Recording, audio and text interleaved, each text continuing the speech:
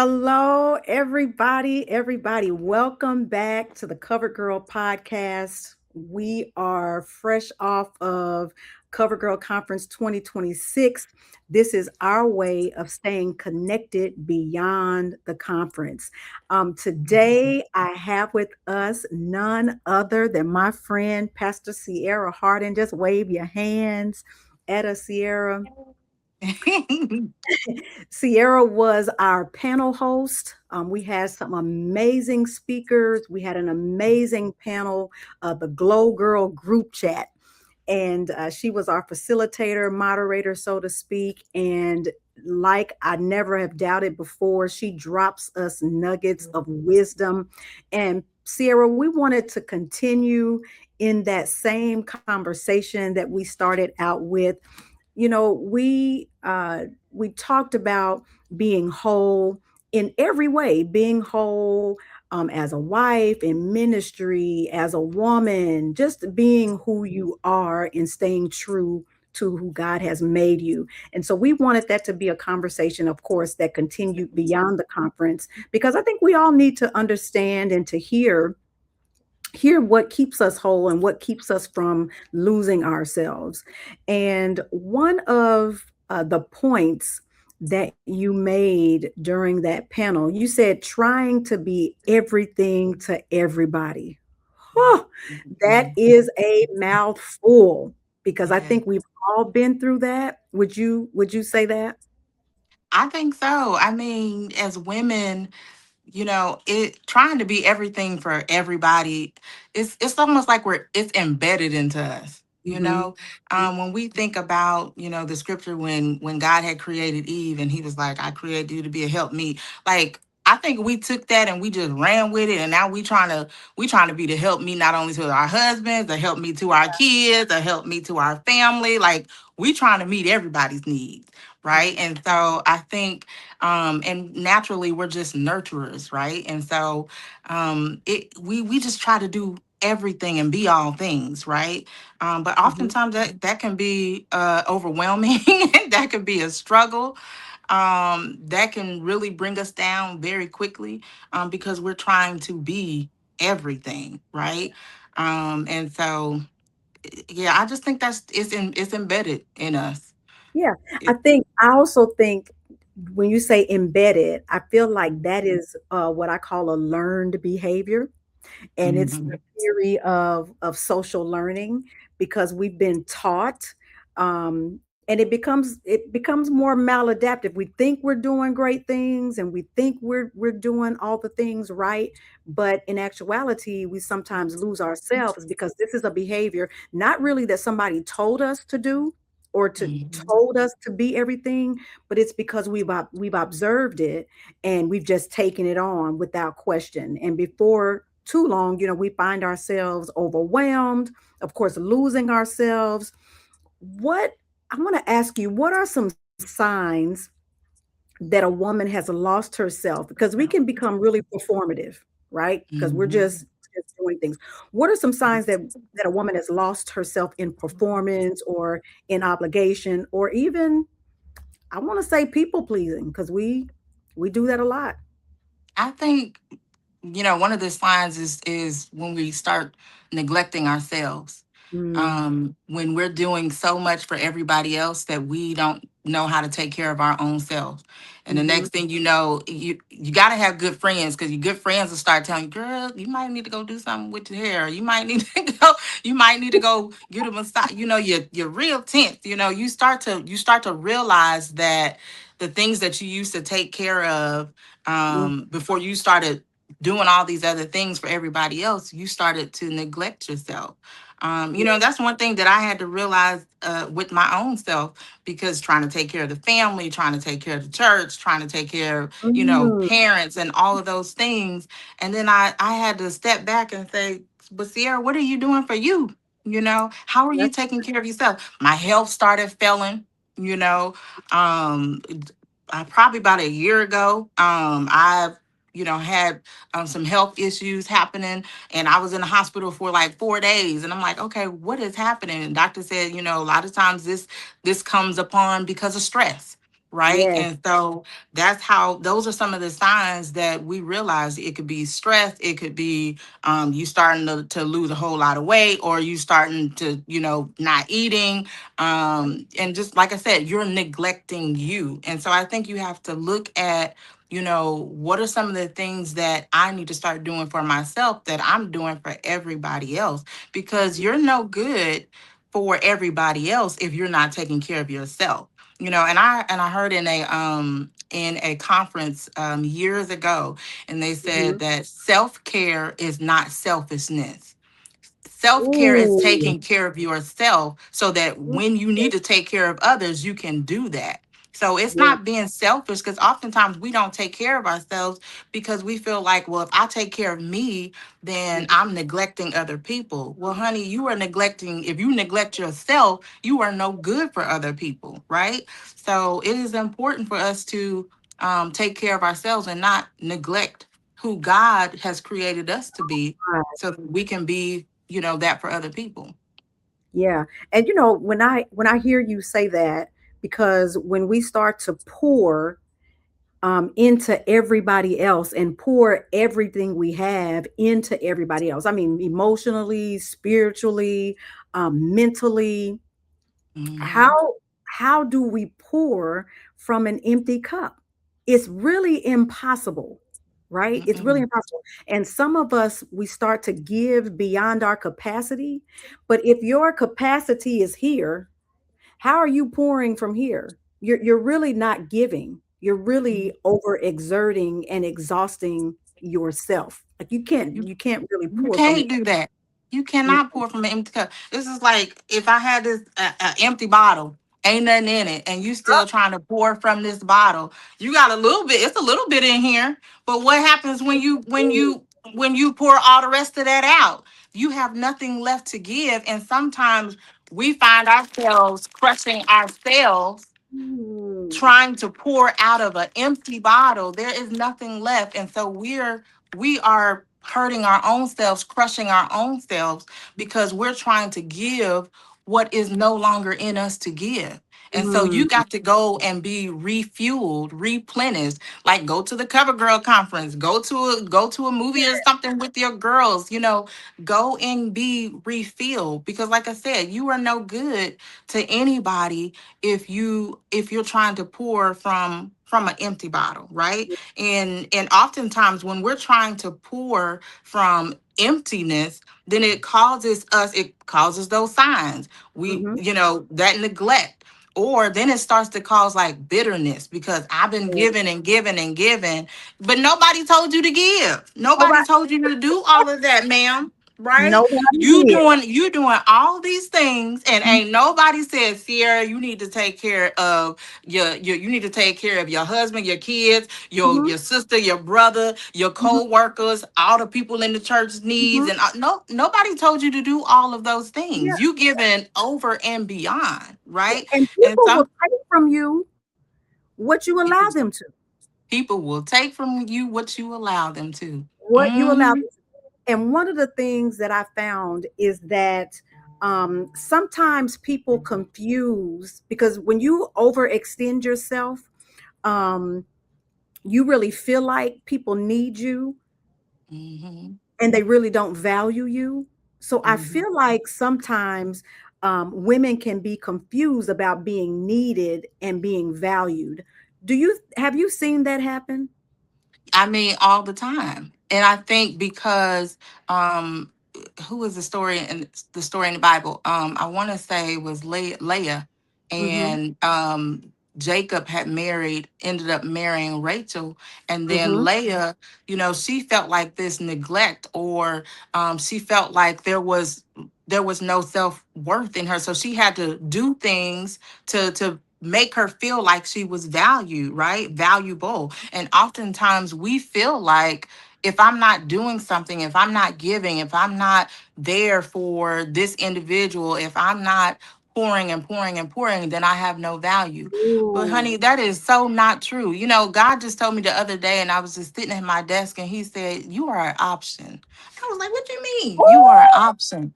Because oftentimes we don't think that we are an option. Oftentimes we don't think that we are valuable or we are worthy enough. And God just had to plainly tell me, you are an option. And then he gave me the scripture. I know the plans that I have for you, the My plans that I have for you. He said, I know. And oftentimes we think we know what our plans are, but God is like, I already know what the plans are. God says that you are worthy, you are valuable. He said, I have plans for you to prosper, plans not to harm you, and so Mhm. we often think that prosperity can come through what we're giving to other people, and that is so not true. God says, I have my own plans for you to prosper, for you to grow, for you to develop, for you to Yeah. be valuable, right? And so we just have to sit back and say, God, what is my worth? What is my value? And it also, the Mhm. scripture talks about in the Proverbs 31 woman, who can find Yes. Who can this woman. find? And we are a what is it, what to say, a rare, we are rare ruby, rare jewel. And those rubies are hard to find.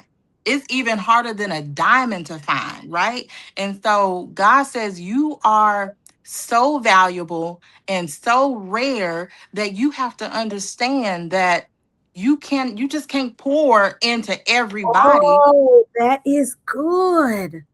You Because can't everybody's not give. your assignment either. Mm-hmm. Yep. Yep. So remember that you are rare, and remember that you just can't keep pouring out what God has not intended for you to pour out, right? Absolutely. Absolutely. And you're talking about uh who can find this woman. Mhm. And that takes me to, or it leads me into the woman at the well. Ooh, that's You my know, friend. you hear me? I think she should be all of our friends because we're gonna talk about her in Okay. just a second. So, one of the most powerful things that you referenced was the woman at the well and the reminder that Jesus still chose her, Hmm. right? So what is it? Tell us, all of our listeners, about the woman at the well. Girl, that's my friend. I don't know what her name is, but He just called her a woman. He called her the woman. he just called her a woman. But He did. this story, the woman at the well, and Jesus just met this woman at the well, and he asked for some water, and like, hey, can you pour me a drink? Can you pour me some water? And the woman was like, you are Jew, who are you? And because we know the story of the woman at the well, and I'm just like, was this woman trying to see if she was about to get another husband? But that's a whole nother story. But anyway, because she had Oh, we no need clue who to Jesus. hear about it. We need to hear. My God, like, what is happening? What is happening? But Yes. and Jesus said, I can give you some water where I can give you something where you thirst no more. Hmm. And then, then here comes the test or the catch. And he said, go get your husband. And she said, I don't have no husband. He said, I know. He said, that's because the one that you got ain't your husband, and you done had five husbands. And so here is where we get to that brokenness, because Yeah. she has given herself to all of these men, all of these people, and even the person that she is with now ain't even hers. Ain't And even her. oftentimes we find ourselves giving ourselves to people that God has not designed or intended for us to even Oh, give ourselves oh to. my. Yeah. He said he ain't even, and she was like, you must be a prophet. She was, I think she was trying to hit on the Lord. Okay. He said, you must be a prophet, right? And she is trying to catch another fish. But Mm, but that just shows that the brokenness, mhm, and where she was. But it mhm, also shows in this story that she was thirsty. She was thirsty for something different, something mhm, greater, something mhm, more. And mhm. my mother-in-law, who, God bless her soul, she preached a message years ago, and she said, at the well and still thirsty. You're at the well, you have all the water, you have all that you need, Jesus sitting right here, and you still thirsty. How is it that we could be at the well and still My thirsty? Why? Because we're trying to tap into things that we don't need to be tapping into. We're Yeah. trying to fulfill our void and our brokenness with things that are not going to fill us. And that's why Jesus said, I'll give you something where you'll never thirst no more. So it's important for us to have a relationship with Relationship. God, with Christ, so that when we have a void or when we feel empty, He is the one who is filling us up. Yeah. But we Yeah. don't, oftentimes we don't know that, and so we just still just thirsty. Thirsty. Thirsty, Thirsty. like my friend said, thirsty Thursday. We Ramona, know what it is. Pastor Yeah. Ramona, thirsty Thursday, just Yeah. at the well and still thirsty. Yeah. And Mhm, one of the things that you just mentioned was that she realized that he was speaking to her. So she mhm, came broken, she came rejected, she came ashamed because remember when she got to the well, she mhm, went later. When other mhm, women were at the well earlier, she went mhm, later because of, maybe she would be judged and all the things. But when she mhm, figured at that moment in time that Jesus met her, that mhm. he wasn't judging her, Right. he wanted to show her, I know you, but I still choose you. Mhm. So I don't care what your past mistakes have been, what your past Come mess up, on. Come screwed up, on. all those types of things. God still chooses you.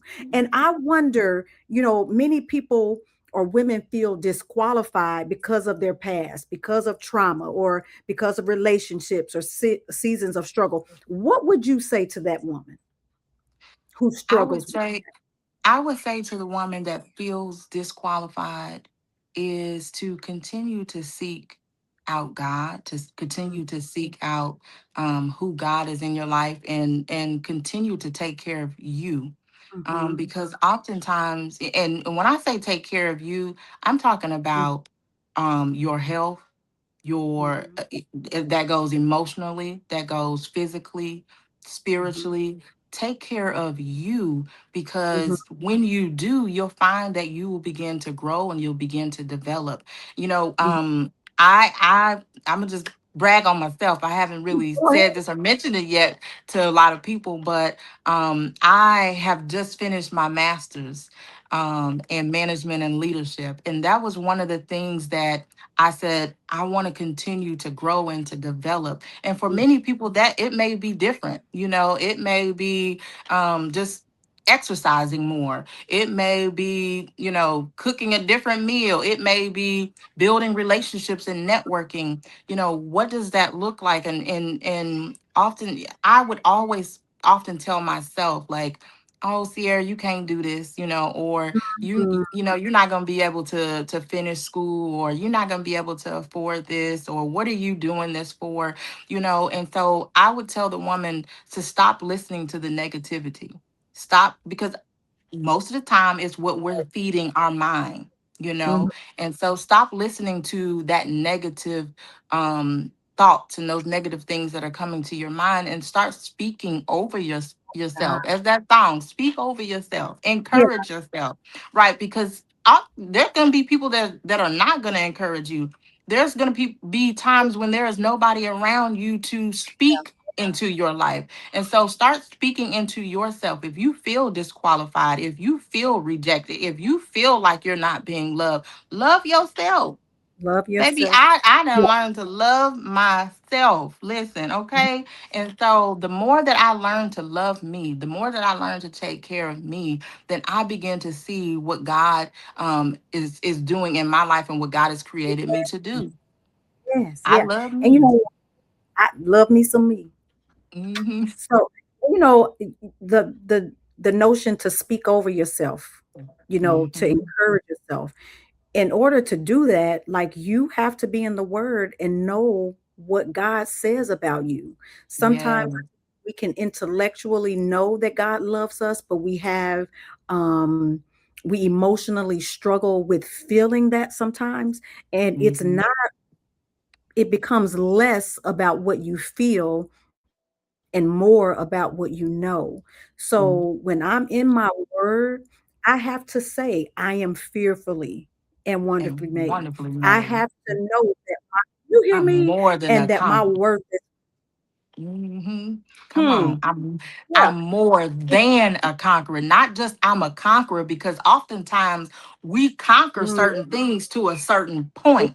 But the word says I'm more than a conqueror. So that means that I'm gonna conquer it and some. I'm going to overcome this thing. I'm more than an overcomer. By the Yeah. come on. I am Yeah. all these things. I am that I am, right? And so you got to be able to say to yourself, I am who God says I am. I am more than a conqueror. I Yeah. am the head and not the tail. I Yeah. am above and not beneath. God gave us a great Woo. example when He said, I am that I am. So you are that you are when you begin to speak over yourself. You I hear me? am.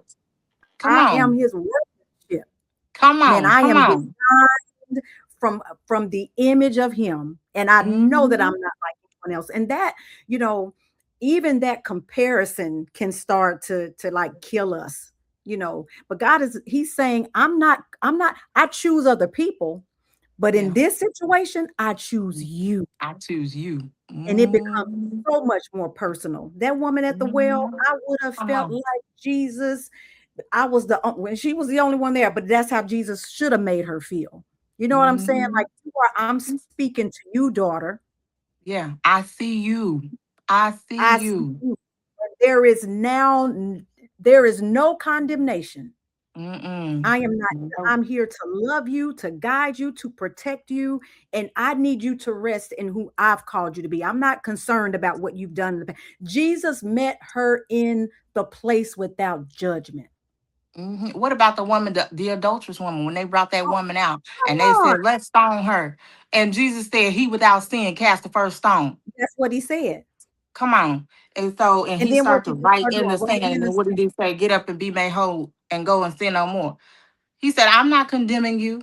But he said that I come Mhm, that you might have life and life more abundantly. So mhm. stop going to the past and what you were doing before. But from this Mhm. day forward, see, Yeah. he gives us from this day forward. He From don't this say day because you did X, Y, and Z last week and 2 months ago, but he said from this day forward, I need you I to got get up and move forward and be made whole and go and you. sin no more. So God gives us the opportunity and the chance to move forward from whatever it is that we have done, Mhm. whatever it is that has tried to overtake us. He said from this day, Yeah. move forward. He And I without sin cast first on.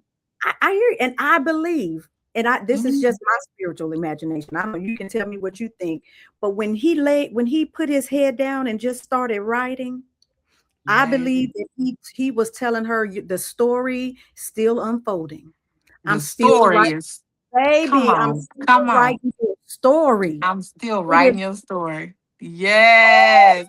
I'm still writing your story in the same. oh, Come on. Come and when he on. looked up, Mm, mm, mm, mm. nobody could cast a stone. Nobody. He's still writing our story. And Mhm. that, that also leads me, as he's still writing our story, he's writing the story from the perspective of that you are walking in what he's called you to be. Yeah. He The said, Bible says he is the author and the finisher of our faith. He is the author. He is the writer.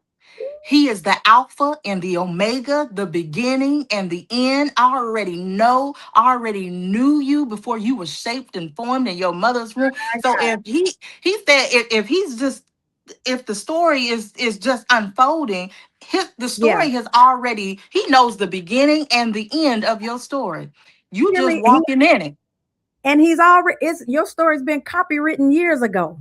You understand? Come And on, come on, he copyright. gives us updated editions. There's Come on. always Ah, something that he's adding to come our on, story. You fourth, fifth, and sixth edition. Come come on. on. All of them get gooder and gooder, Gooder and gooder, better and better, greater better and and greater. better and better. So just be who God says you are. You mentioned that.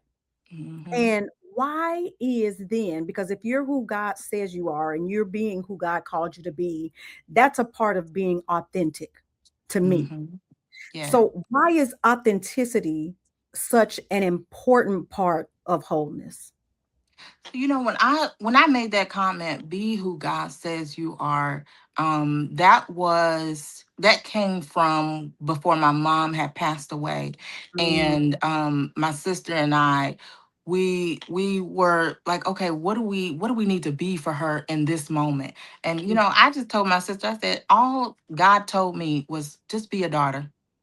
Be in this moment. God had created had well, for her, God had created us to be her daughters. that's mhm, that's who we were.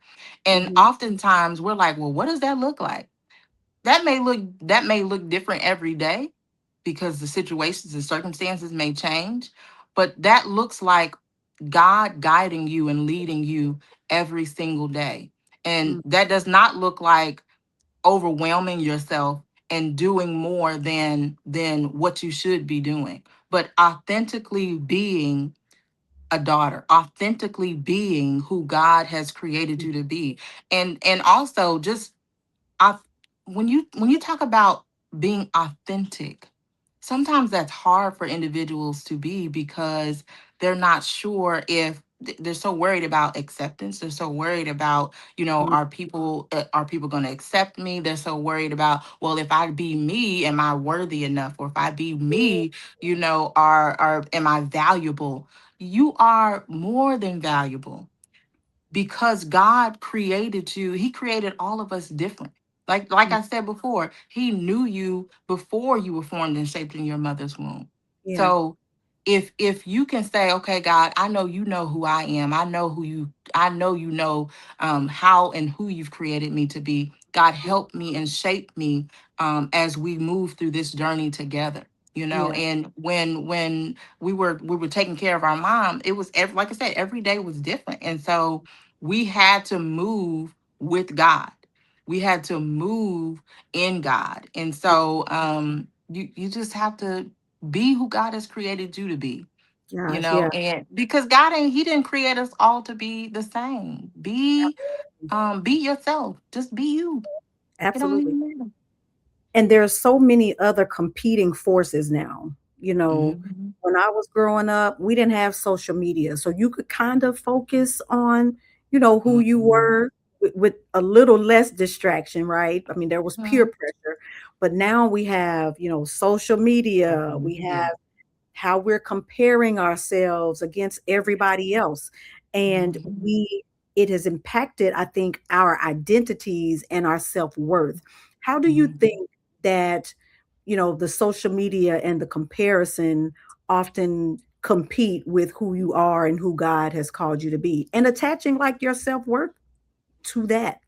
Social media is a distraction. It is truly a distraction, Mhm, because we're looking at what people are posting, what mhm, people are looking like on social media, what people are saying on social media. This church is on social media, this person is doing this live on social media. It's just all of these different things. And oftentimes we don't realize that behind the post, behind the picture, behind the video, that person is struggling.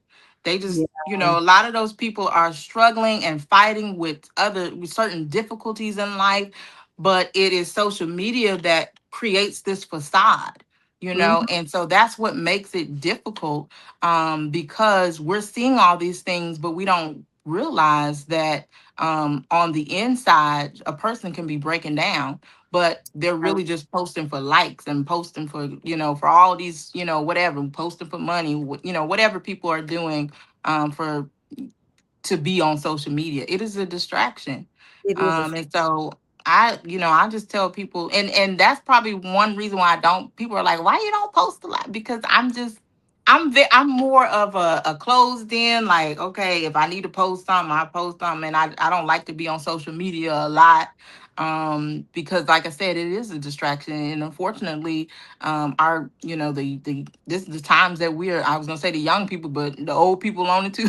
These are the times that we are in, and we're being distracted from what God really has for us to do. Mhm. Get off of Yeah, social media all the yeah, time. all the time, because you're right, it is a distraction.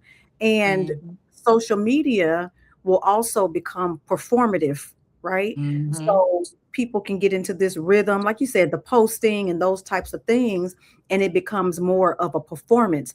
And sometimes Mm-hmm. you don't see people evolve. You see them perform, Yeah. but you don't really see Don't them seem evolve. involved. So what do you think is Mm-hmm. the difference between evolving and performing? So I mean, that performance is you just putting on a show. Like I said, you're hurting on the inside, Mhm. but then you get on social media and you just like, okay, hey, look at my life, and or look at me, I'm out here and I'm you showing pictures of the sea and the ocean and the da da da da da, but then your house is a mess. You know what I mean? Ooh, Or you show one corner of the room and it's like, ooh, I'm look at my bed today, but on the other. Because baby, if I turn this camera around, you'd be like, "Ooh, Jesus!" So we, I'm performing right now because on the other side, you don't want to see, and that's yeah. how it is, right? The life is a mess, but on this side, we're performing, we're putting on a show, right? Versus somebody that is evolving, there that goes back to being authentic, like one day I'm gonna get there. I'm gonna be like, this is me, makeup or no makeup. Take this hat off. When I was going through cancer, and I would speak, I got to a because at first when I had lost all my hair and all of that, and I would just wear a wig and I just tried to pretty myself up. But baby, my hair got so hot. Honey, I was speaking one time and I pulled that wig off and I said, you know what? I'm tired of performing. I'm tired of putting on a show. I am hot up here. And so you get to a point where it gets too hot in your life where you My stop God. performing and you start evolving. And sometimes that evolvement it don't look pretty. Cause I know I did not look good when I took that wig off in that pulpit, but baby, I felt so much better. You'll start to feel better in evolving instead of the It's so performing. freeing. You can breathe, baby. My head could breathe, honey. It was liberating. I said, forget this. I don't even care. My head could Oh breathe. man. Wow. Hmm.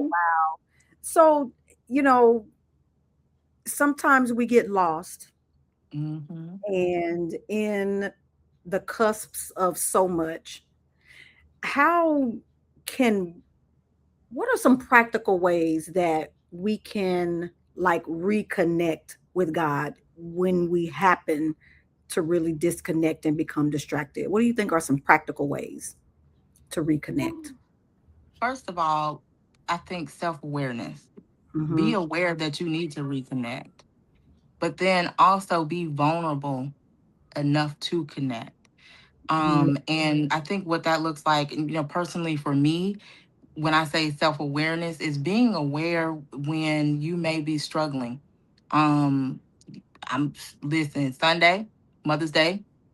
I couldn't even I was struggling because I lost my mom and there was just so many things that have gone through my mind and I just needed to connect with God. And I Mm-hmm. didn't I didn't make it to church. I called my husband. I was like, "Look, I know you need me there, but this Sunday I just cannot do it."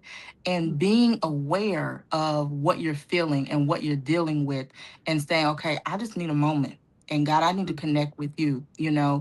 I think that's the most important thing is being aware that you need to connect. And then just taking that moment. Honey, I laid across the bed, everybody was gone. And me and the Lord, it was me and the Lord who Yeah. talked, right? And sometimes you just need that. If you just take a ride and say, okay, God, I just need to talk to you, right? Or, just meditating on his word, looking at the scripture and breaking it down, like, and saying, okay, God, how does this word speak to me? Or just prayer, or, and if you feel like you don't have the strength to connect on your own, find Mm-hmm. a friend or somebody that can help get a prayer through, or that can help sit with you and you can talk to about, whatever it is you need to talk about. Yeah. But because I believe that God does work through people, and so Yeah. sometimes we just need somebody Mm-hmm. if we don't know what to, and sometimes you don't even know what to say, and you don't even have to say anything. There have been many of times where I'm sitting in the prayer closet, literally the closet, on Mm-hmm. top of the clothes because I just needed to clean the closet out. And at that moment, I just needed to speak to God and I just needed to go to the closet because I need everybody to leave me alone at that moment. Mhm. But I would go in the closet and I'd be like, Lord, I don't even know what to say. And God said, you don't need to say nothing. I Yeah. see you. I hear Mhm. you. I hear your heart. I Yeah. hear your heart, Yeah. and so that's just, Yeah. how you can start to reconnect. Yeah, and that resonates with me because I feel as though when we release ourselves from other people and Mm-hmm. expectations, you Mm-hmm. can clear the clutter and the chatter to Mm-hmm. really focus on what's happening here. Mm-hmm. And if you're vulnerable with yourself, Mm-hmm. feel that God meets you there. But that's one thing that you have to do.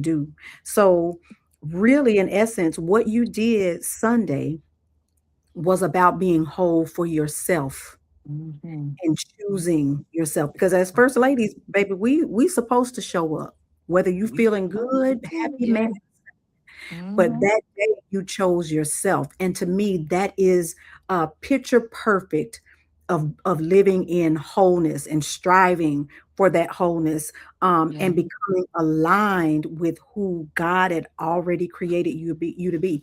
I feel like you just needed, that space to do what you needed to do for your own Mm-hmm. wholeness and not for everybody else.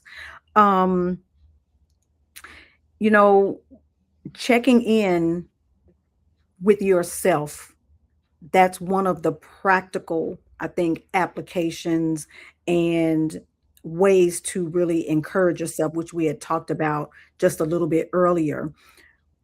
Why, and I feel as though sometimes when we get into situations like that, I mean, I know that you are spiritually mature. um, but sometimes women can feel like if I don't do this, or just as plain as if I don't go to church, that means I don't have faith. If I don't become who people need me to be, I don't have faith. If I cannot walk if I'm struggling, I don't have faith. Mm-hmm. Why is it important for women to stop believing and stop viewing healing as a lack of faith? Why do we need to change that? Well, because oftentimes when we find ourselves just doing things, and when we say struggle, forcing we're Mm, forcing ourselves to do things. And mhm. so we have to stop, number one, forcing, because God didn't call us to be God, right? He said, do not put any other gods before me.